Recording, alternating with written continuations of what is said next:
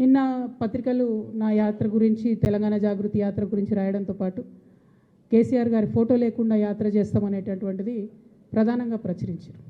Yes, KCR గారి photo లేకుండానే యాత్ర చేస్తాం. వారిని అగౌరవపరచడం లేదు.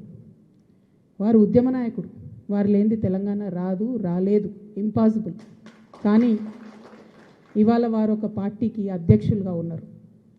ఆ పార్టీ నుండి నన్ను సస్పెండ్ చేయడం జరిగింది.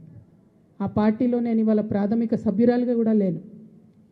నేను తెలంగాణ ప్రజల దగ్గరికి పోయి మళ్ళీ వాళ్ళ సమస్యలు ఏంటి తెలుసుకొని తెలంగాణ జాగృతి అనే సంస్థను పటిష్టం చేసేటటువంటి ఈ ప్రయత్నంలో కేసీఆర్ గారి ఫోటో పెట్టుకోవడం అంటే నైతికంగా నాకు కరెక్ట్ కాదు. అది చెట్టు పేరు చెప్పుకొని పండ్లు అమ్ముకోవాలనే ఆలోచన నాకు లేదు.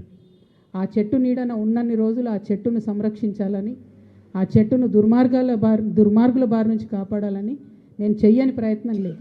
ఎన్నడూ కూడా కేసీఆర్ గారి ఫోటో పెట్టలేదు. ఆ రోజు ఆయన ఉద్యమ నాయకుడైనా అనేక కార్యక్రమాల్లో మేము పాల్గొన్నా. అప్పుడైనా ఇప్పుడైనా జయశంకర్ సార్ ఫోటోనే పెట్టినాం.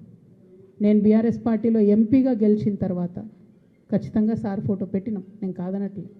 సో ఇదేదో సార్ కోసం అగౌరవం అన్నది కాదు. ఇది నా మారల్ కంపాస్ కరెక్ట్ కాదని చెప్తున్నది, నైతికంగా ఇది కరెక్ట్ కాదని చెప్తున్నది. కాబట్టి దీన్ని తప్పులు రాయకుండా నేను నా తరఫునే క్లారిటీ ఇస్తున్నాను. మీడియా మిత్రులు నిన్నటి నుంచి అత్యుత్సాహంతో చెప్తున్నారు కాబట్టి నా తరఫున నేను ఇచ్చేటటువంటి క్లారిటీ. వారు నా తండ్రి గారు, వారి కడుపున పుట్టడం అనేది జన్మజన్మాలకు నేను చేసుకున్నటువంటి అదృష్టం.